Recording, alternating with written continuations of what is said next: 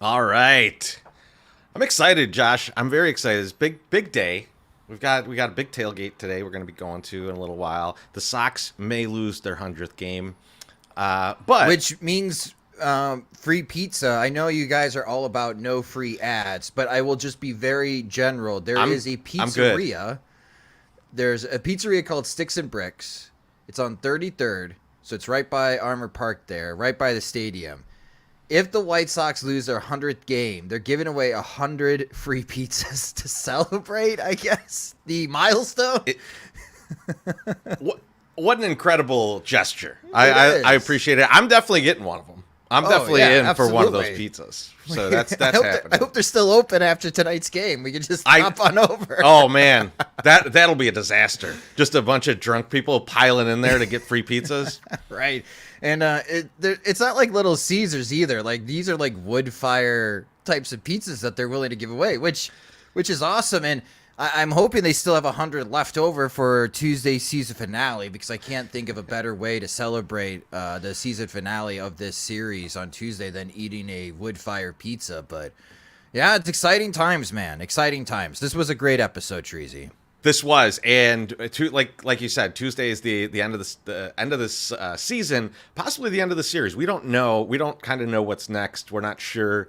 Are they going to just kind of roll this into other shows and then do the movie? How they're going to do it? The writer's strike and the SAG-AFTRA strike complicating that further. So like we'll see what happens with the next season. But we know for this season. And first of all, let me go back a second. We are obviously with the writers and the actors on this. Fuck the producers. But let's dive into this of like in this season we're heading to the end, and we'll start off with Hera's hearing where where C-3PO shows up. But I want to ask you a couple questions about this, Josh. Sure. And first, is Ziono playing both sides? And like, does this continue on into Resistance? Like, is he a guy that is got his hands in both pockets of the Republic and the Empire, and then the Republic and the First Order? And that's a good question. I could see him being this type of gray type of character where he's not playing both sides, he's playing no sides. Because either side, maybe in his opinion, he would be right, as recent history in Star Wars would tell us, is that it brings conflict, and he does not want to bring any type of conflict. This is a guy who wants to be milquetoast as possible with his galactic government and punch in 9 to 5 and have no issues whatsoever and wants to repeat every single day. Progress means nothing to him. Peace and prosperity is far greater than hunting down possible Imperial remnants, threats to the New Republic. He wants no part of it. I felt like this scene, Treasy, and push back if you feel like it. This is very George Lucas, and I applaud Dave Filoni and the writers. Like, this scene is what a lot of people complained about in the prequels, is that there's a lot of talking. There's, shockingly for Star Wars, there's a lot of government politics that's going on. And there is a whole reason to it, especially as you progress through the Clone Wars animation series. This scene here is very George Lucas, even though he had nothing to do with it as far as writing-wise. And I enjoyed it. Did you enjoy the back and forth? I did. I thought this was good, and it was short enough and crisp enough that it wasn't like we've got a whole episode about galactic politics, right? I mean, like Andor does that very well, right? Like Yes. Andor but it's more of a spy thriller type show. This it can't fit as well into this kind of like cosmic space journey. So the fact that they kept it short, they kept it crisp, I like that. I did like Chopper being there, which I have to ask you, what do you think Chopper said when Ziona said mere droid? Oh, I don't think we could repeat it. It'd be like, can you be droidist? Maybe that's what Chopper's like. That's droidist. Just being offended. Clearly he was. Yeah, I mean, it was definitely, I think, along the lines of a GFY. I think that's maybe where he was going. I do like that Carson held him back. Yes. Like Chopper can fly, but Carson was able to hold him back. I did like that. What were your thoughts on C-3PO showing up? Like, did you feel good nostalgia, or were you like, what's going on here? What a clever plot mechanic that they use C-3PO instead of digitally rendering a Princess Leia, or in this timeline, Senator Leia Organa. And I enjoyed this interaction a lot. I know some people will say this is fan service, it's nostalgia. It can be both. And I think you cannot ignore Leia. If you have brought Luke into the Star Wars TV shows, you cannot ignore Leia. I don't think you can also ignore Han Solo. We'll see on how long that they will. I'm wondering when we're going to see Chewbacca. Maybe that's how they play it off, is that you don't see Han because Han's doing something stupid. But hey, here's Chewie, and everybody is really excited to see Chewie again. But I think that it served a purpose here with C-3PO acting on behalf of Senator Organa. And I think helping out Hera a great deal, and Leia having Hera's back. Because, again, Leia's Force sensitive, so maybe she senses a disturbance in the Force. But it's hard to play that out when Carrie Fisher's no longer with us. Yeah, and I think if those are your options, right? Like, when you start thinking about, like, how are they going to weave in some of these characters? Like, do you want, like, I thought that they did a really good job of doing Luke in the past couple series. Like, there's obviously a lot that goes into that, and there's people that will pick apart even the tiniest flaws in, like, him talking and things like that. And so, like, I agree. Like, if you have choices where, okay, we've got to have this conflict end in a way that Hera stays in her spot and Leia somehow intervenes, this is the best way to do it. I think this was easily the best way to do it. I would not have wanted, like, even if it was her daughter and then they did the digital enhancements on it, I think it would just be, it just wouldn't look good enough to how much do you have to age her?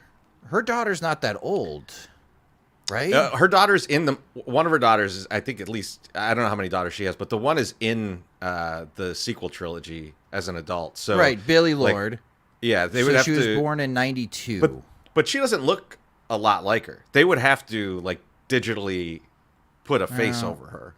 Right, like, so she's got mom's eyes.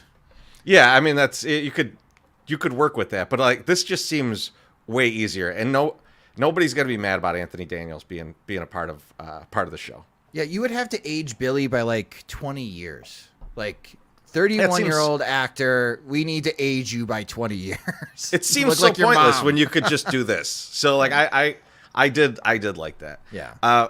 Let's jump enough space politics. Let's jump to Ahsoka showing up in Peridia, coming out of the Purrgil. What do you think about the overall tactics from both Thrawn setting up the attack and Ahsoka avoiding it, and then what plays out after that? Yeah, I thought it was really cool, especially using the debris field, which you think it's like the planet Saturn, where it's a lot of asteroids or rocks being pulled into the planet's gravity. No, this is a lot of Purrgil bones. It's a graveyard that they are flying into, right? Like, that's the impression that I get from seeing the ribs and everything. Like, even to the point where you see, like, if you look, like, when they're sitting there in kind of the rib cage of that Purrgil, like, there's little, like, almost plankton in there, like, picking at the bones of the Purrgil. So it's like this whole ecosystem that exists kind of just swirling around this planet. It's pretty cool, and Thrawn refers to it as the graveyard. So, like, it is definitely it is definitely that. So the proximity mines, though, I don't know if I've ever seen this in any other Star Wars shows or movies, Sharizi, in which I really liked on how that worked, because, like, you have water mines, right? And they're chained and they're anchored and they're hard to detect on radar. And so the whole idea is that ships run into them and boom, big explosion, or torpedo accidentally hits a mine and causes a ruckus in the water in naval battles. Here, it's like the mines were following Ahsoka when they flew by them, and I thought that was pretty cool. Yeah, I like the way that you call it a proximity mine because it did seem like if something got close to it, it like tried to attach to it and blow up, and I did like that. I also the thing that I thought about when I saw that because I know you and I were both kind of like going into this week like they're going to try and blow these Purrgil out of the sky, and They tried. I like that they used the mines because it kind of gives you the impression that like they do not have many people left. Like they are running out of stormtroopers. They are running out of gunships. They are running out of kind of everything. And it kind of shows you like this is why he's using certain tactics throughout the rest of this show. Like they go into the debris field and he pulls everybody back and he's just like, "No, I can't lose ships. Like we got to just have enough to get the heck out of here." And I thought that was a really kind of thoughtful tactic from Thrawn, who's obviously, tactical genius. So I liked that they used the mines in that scenario. What did you think about the conversation of her hiding and we can pull her out of there? Yeah, so the Night Sisters, right? Yeah. And the device and being able to pinpoint, man, they are dangerous right now. And what a great ally. This is something that Thrawn's never had before, but this was frowned upon in the Empire. Like, really, you just had Palpatine and Vader. Yeah, and they wiped out the Night Sisters. Yeah, they were not down with the Night Sisters, but this is where Thrawn differs. And you talked about this in previous episodes that we've done, Shreezy, and just Thrawn's tactics. The Emperor's really impressed by his abilities, but others seem to be jealous because he was able to, even though he's very stoic and very monotone, that Thrawn has a level of creativity that other Imperial officers did not have. They usually played by the book, and Thrawn's able to play not just by the playbook, but also create a different type of playbook that's very effective. And I think for those that are new to Thrawn, they are finding out very quickly why he does what he does. He always wants to be a step ahead, and he may give the impression that, oh, you are getting away.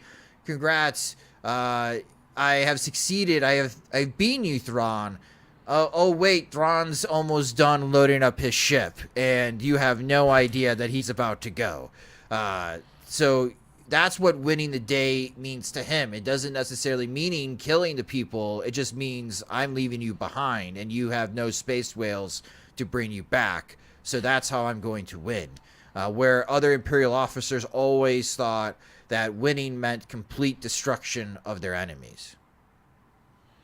Yeah, and it shows later in the show too. He has some moments where it's very obvious that he's thinking about that. I think we have to think about a couple things with Thrawn and the way that he's thinking and the way that it kind of changes in the show, because there's a moment, and like there's a ton of memes for this now already, where he finds out that Anakin Skywalker was Ahsoka's master.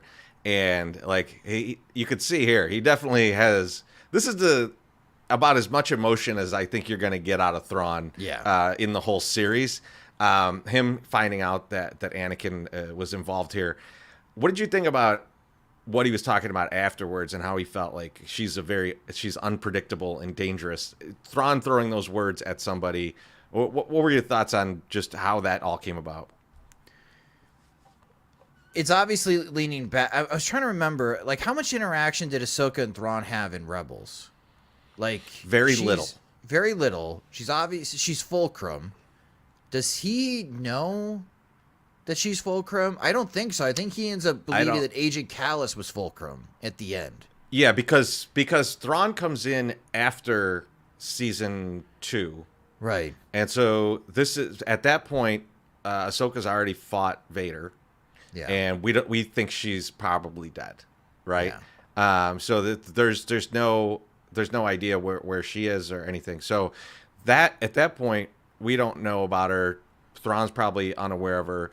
There is a mention of her in the books to Thrawn from, I think, Padme, but that's like a really long time ago, and it's just it. I don't even know if he takes in that Ahsoka is the person that they're talking about. So it's his knowledge of her is very limited, which is not surprising. There's thousands and thousands of Jedi, and she left the Order. Why would he know about her? Yeah, and I think Thrawn. Okay, so at first when I was watching this scene, I don't recall a lot of interactions between Ahsoka and Thrawn. Obviously, Ahsoka knows who Thrawn is, and now Thrawn knows fully on who Ahsoka is, and being unpredictable if she is anything like her master. Probably a battle we cannot win, because Anakin was one of the strongest Jedi when he was still part of the Jedi Order. And to your point, I think you mentioned that Thrawn is suspicious that Anakin was Darth Vader, or he knew. He knows that he figured it out in the books. He figured out that Vader and Anakin were the same person. Yeah, so if she has survived, this is not only someone that's unpredictable, dangerous, but very strong. As in, I don't want to go head-to-head with her. And, oh, by the way, your mercenaries that you are so proud of are probably screwed. Like, especially, like, looking at this view here, like, looking at Morgan Elsbeth, be like, oh, your mercenaries are going up against the former Padawan of Anakin Skywalker. Yeah, they're probably going to die. So let's load up the ship. Let's get out of here. Let's go. Let's go. Hustle. Double time. I do like when they send him out there. He's like, "Oh, we'll see how good Balin is," and then like a minute later, he's like, "Oh, that motherfucker left." Okay, I get it. I get why he did that. But yeah, we'll get to Balin in a little bit because I feel like we're going to talk about Balin for a very long time. But let's talk about Ezra and Sabine, because they do get a few moments alone before everything goes wrong. But one thing I want to touch on in this conversation, Josh, because it's something you and I have been talking about for a while. Back to like early Mandalorian seasons, you and I were talking about this, about how Favreau and Filoni are seemingly tasked with fixing the sequel trilogy through these shows. Yes. And the line, "Oh, the Emperor's dead," and Sabine replying, "That's what people say." This is a great moment of like, yeah, no one really believed that he was dead. That's why somehow he returns. Makes total sense. So like I liked it. I think it's like a joke at the trilogy, but I also like kind of wonder how much they're going to do with this kind of thing, like where they keep kind of coming back to like poking little holes in the narrative that would have led up to Palpatine's return. I think it's going to be this next episode. So I'm gonna hold on that, because I'm sure we're gonna make our way off guesses at the end of this episode of what we think could happen the season finale. But I'm gonna tease something. I think, to your point, we're gonna learn something in the season finale that has a stronger connection. Ladies and gentlemen, I hear you, especially the ladies. Yes, we would all love to see a sex scene in Star Wars, and I know how much a lot of you want Ezra and Sabine to bone. Okay. Guys are rooting for Ezra, too, in this situation. It's been 10 years, okay? So we hear you. But as far as this like connection here, there is a little frustration that Sabine is not being truthful to Ezra. And it goes back to our previous episode where I was wondering if Sabine's true intentions were of not returning to the galaxy because of all the pressures, and she does not like dealing with pressure, and she often runs away from any type of pressure. But she really cares about Ezra, and she really wanted to find Ezra, but now she's found him. Now what? I don't know what her intentions are, but the intentions for Ezra are very clear. Ezra wants to go home. And we contemplated if that could create some type of conflict. We haven't seen that type of conflict yet in this series. But as far as a fighting duo, still as strong as they were in Rebels, man. And even Sabine making fun of Ezra. And Ezra not taking back his lightsaber. What is that all about, Terezi? We'll get to that in a second, because I want to just Actually, You want to let's talk just about the jump into sex it, too? because Yeah. Okay. I did want to talk about the horniness, but let's just talk about this. But yeah, so the lightsaber thing, I've got a couple things on this I want to get into with you. So first of all, I think Ezra looks at the situation and thinks, okay, she's been training with the lightsaber. I'm fine on my own. I'll take care of myself, but she needs all the weapons that she could possibly have in this fight. So keep the lightsaber. I'm gonna do my thing that I've been doing for the past decade, right? Because he's been out there just kind of on his own doing this. So like I think he's totally prepared for this scenario, and he's like, just take the lightsaber. A question for you though, Josh, and this is something that's been batted around the internet for the past couple weeks. Does Ezra get another lightsaber in the last episode? So there's a few theories out there. There's one, he's just going to take one from the ship, because there's other lightsabers on that ship. Or two, Thrawn has Kanan Jarrus's lightsaber on the Chimera, and he gets it back. How would he get that? Or how would he obtain Governor that? Price had it in Rebels. She shows it to Thrawn to show that Kanan was dead. That's how she proves to him that he's dead. We don't know if she ever hands it off to him, or if it blew up on Lothal. So there's a chance that it's floating out there. So if it is out there, does he get on the Chimera? Does he get it back? Oh man. I think he'll get it back, but he wouldn't keep it for himself. He would hand it off to Jason. Oh, that's a good call. That'd be cool to, like Obi-Wan giving Luke Anakin's yeah.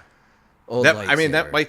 That might take a while, because I don't see him getting off this planet. But we'll get to that in a little bit. Yeah. That might be a part of the movie, but the fight the fight itself though, I think like, to me, one of the best scenes, and it's the thing that I've got right in the middle here, is him basically stopping Shin's lightsaber with the Force, and just showing that his mastery of the Force is far greater than hers. Like it just like they're seemingly similar age. I think, like they're probably about the same age. And like, yeah, he's just like, oh no, you don't get to hit me with that. You get to miss my head and cut off a couple of my locks. Mm-hmm. But when you try and swing that at me, no, you got no chance. So I like that part a lot. I liked that what it's kind of showing everybody's limitations and who's where in the pecking order of existing Force wielders. Yeah, I'm wondering when he like stops it, because at some point I would like to see Star Wars demonstrate on how Ahsoka made her lightsabers, and how she bled the purification, right? She purified the bled kyber crystals. Yeah, I still think that'd be cool to see. And thinking back, like that was one of the things I was hoping that this series would demonstrate, is that ability. But I'm wondering if Ezra is just going to become a Jedi monk, if that makes sense. That he doesn't believe in weapons anymore. That he's not looking to fight. His time with the Noti has changed him. Yeah. And he could defend himself, he could defend his friends and the ones that he loves. But he will not wield a weapon. That he's super confident in his ability with the Force. And I'm wondering if that's going to be a teaching moment for even someone like Ahsoka, like to be more tuned in to using the Force and using that ability. We're starting to see stronger capabilities from Ahsoka during the series, and maybe that demonstrates to Sabine that you just need to try harder if you actually have the capability of being Force sensitive. So I do like the way that Ezra fought in this episode, and to suggest that maybe he could be some type of like Jedi monk. Not quite pacifist, because he's still willing to fight, but he's not fighting to kill, if that makes sense. So, and that kind of dispels the whole chainmail theory that everybody keeps thinking that it's Stormtrooper tags. I still don't know if that's the case. Yeah, I don't know if that's the case. Frank F puts Boken in here. I believe that is the term for the Jedi Is it? that are Okay. Thank you. that don't wield a weapon. Uh, you mentioned Ahsoka. Ahsoka fights Balin, and it is a different story in this fight. She goes 2 lightsabers in this fight. She looks a lot more confident. What did you think about that fight? Uh, I loved when she said, "I don't have time for this." I thought that was great. And yeah, a sneaky maneuver there. There's no water for you to push me over the edge this time, Balin, and I don't have Sabine to distract me. So, and make him think that, oh, yes, I do believe that I can't beat you. Sure. Wink, wink. Oh, by the way, here's my starfighter, and then jumps out of the way, and he almost gets blasted. I really enjoyed as far as that fight scene. I think so. I don't know. I guess you give the edge to Ahsoka there. So right now it's tied going into the 3rd round. I do believe we have one more duel. Between the two. Yeah, like the thing that I took away from this is like even now Ahsoka's more centered. She's got everything together. Balin is still an incredible adversary, and he seems incredibly strong, or at least incredibly strong with the Force, because he can throw her around, which is kind of crazy because you've seen her fight the likes of Darth Maul, right? Like where you're just like, okay, she can take out Maul. This is crazy that this guy's giving her that much of a problem. But I think it goes into like just how strong he is, how strong in the Force he is as well. And so that leads me. We need to get into the speculation because there's a lot going on here. And we'll start with Balin, because Balin basically tells Shin, we're on different paths now. Your ambition guides you towards a life with the Empire. That ain't for me. I'm here for a reason. Josh, what is that reason? So it's this script, right? On the door behind Morgan Elsbeth, there's scripture all over on this planet to suggest that there is a temple. Now, in the video game with Cal Kestis, what's the Fallen Order? Fallen Order. Thank you. They visit a Night Sister temple, and I only read about it. I haven't played this level. I really should play this level now because I am wondering, Terezi, if Dave is bringing the Fallen Order into canon.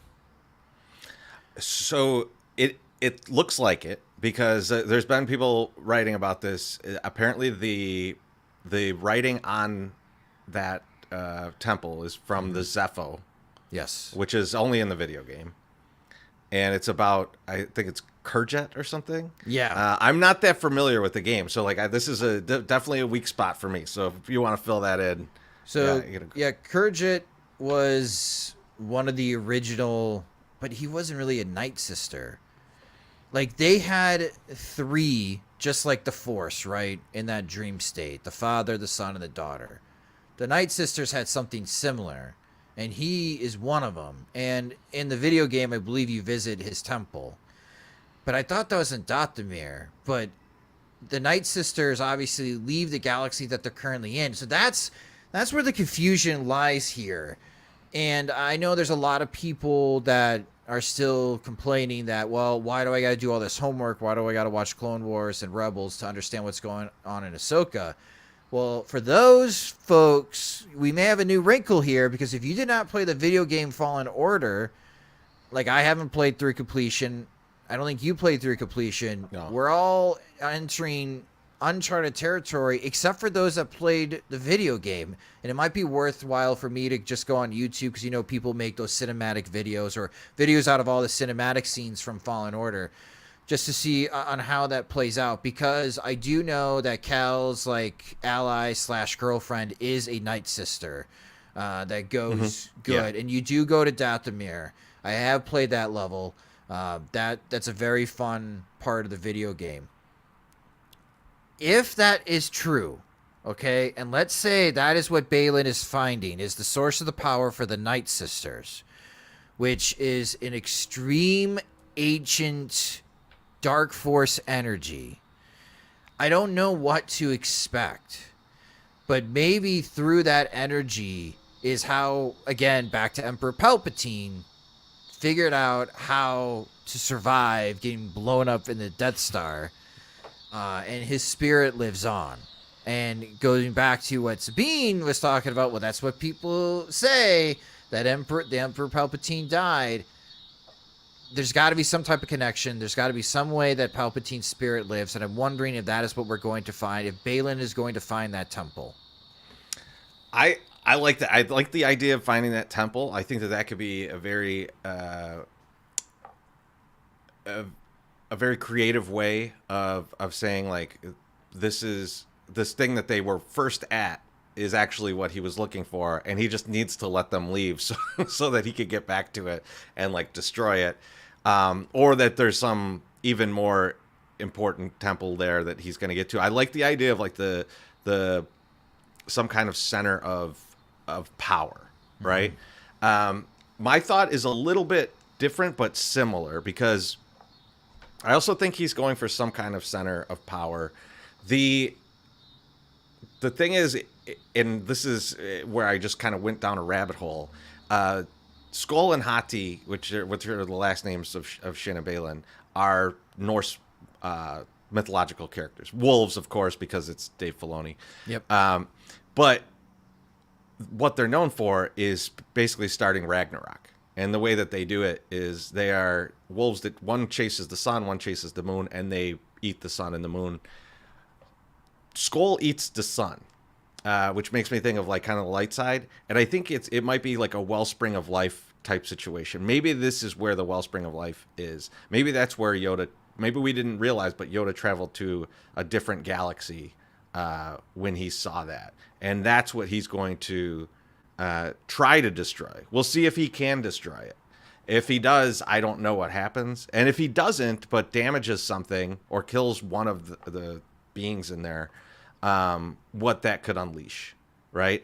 And so I think that's where my mind kind of goes, okay, he's going to go try and do something that's absolutely insane.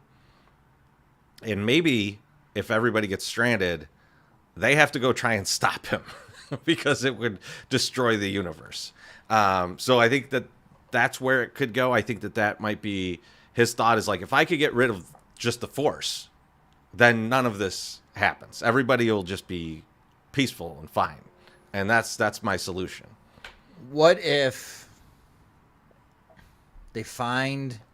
Okay, I just thought of this. I'm going to throw it. I'm going to pitch it to you. You can throw it right back at me.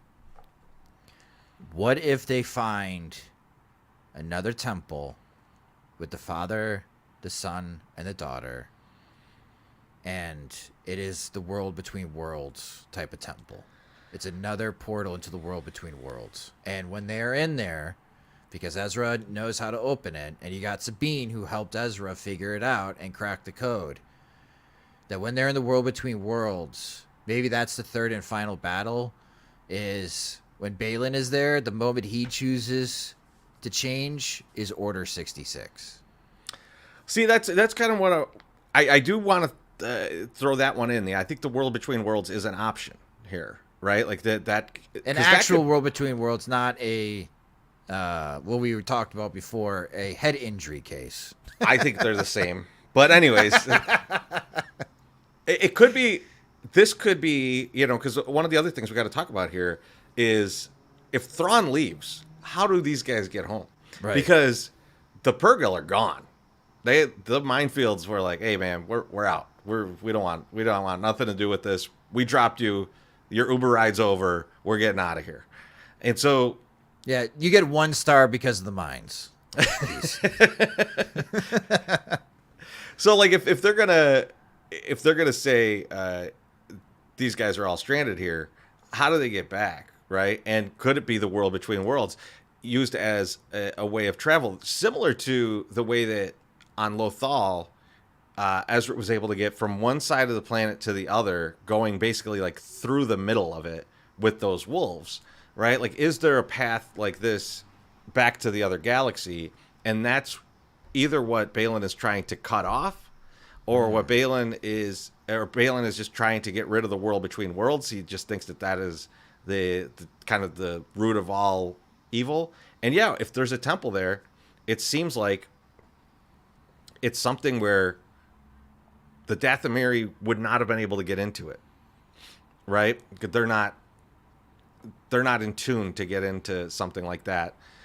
Even though they control dark side, or they control that magic, maybe this is different. Maybe it's like just if you look at the temple that Ezra had to get into to get to the world between worlds, it took a lot, and it took Sabine's help, and it's maybe that's where they're going, and maybe Balin wants to destroy it, and maybe Ahsoka sees it as their only way back. It could be a pretty big battle. And who knows what side people will take, right? Because I have a feeling if Shin is there, she might go to Ahsoka's side being like, well, I don't want to die. And I don't want to stay here. Yeah, I think, so in the books, Thrawn has his bodyguard, and we contemplated it was Enoch that was like the bodyguard for Thrawn. I think Enoch is the commander. I could see Thrawn taking Shin as his personal bodyguard. Oh yeah, I mean, like Thrawn would definitely like a Vader, right? Like, so I mean, like, I think that's how Shin survives. I think Shin survives. Okay. She just goes back to the ship, and she catches the last right. Balin, I don't get the impression that Balin cares, Treasy, that Thrawn leaves. Like, he wants to figure out what the power is. I think he sees, like, he's like the Purgil. He sees this place as like his end. This is where he dies, and he has one mission, and it's calling to him, and he's going to go do that. So I think he's happy to get out of here. I wonder if Shin doesn't get back to Thrawn and gets stranded, if she'll face him. But I do like the idea of her becoming a part of Thrawn's kind of team, I guess we'll call it. He's got Morgan, he's got Enoch, and then he'd have Shin. I think he could find uses for all of them, and then his dead army from the Night Sisters. So, like, I think that's definitely in the realm of possibilities. What about Thrawn, though? Well, like, I think this will be like kind of the last thing we speculate on, assuming we're in agreement that everybody gets stranded. Or do you think that maybe that they sneak on with the stormtrooper gear and get out with the Chimera? Well, I mean, that would be very Rebels-like, so I could see that as a possibility. But I'm expecting some type of cliffhanger in this season finale that might make some people upset. But we know that there's more to the story, and the story is not done being told. Like, one, Thrawn has to survive. And Thrawn is the main guy, the main villain for Filoni's movie that's upcoming in a couple of years. So I do think Thrawn leaves. I think Shin leaves with Thrawn and becomes Thrawn's new bodyguard, which, for those that read the books, a little foreshadowing what might happen between Shin and Thrawn. I think Ahsoka and Ezra and Sabine track down Balin and try to figure out what is this type of power. And I think we're going to get more, either we may get some answers, but we also may get more secrets about the dark side of the Force. And I'm kind of also half expecting to see some tubes of Snoke clones floating around when Balin enters this facility.